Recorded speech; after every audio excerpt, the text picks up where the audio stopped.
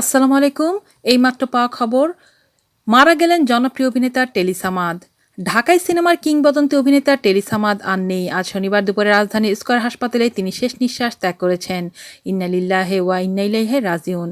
তার মৃত্যুর খবরটি নিশ্চিত করেছেন তার কন্যা সোহেলা সামাদ কাকুলি। এদিকে শিল্পী সমিতির সাধারণ সম্পাদক জায়েদ খান জানান, দীর্ঘদিন ধরেই নানা অসুখে ভুগছিলেন বরেণ্য এই অভিনেতা। সম্প্রতি শরীর বেশি খারাপ হলে তাকে হাসপাতালে নিয়ে আসা হয়।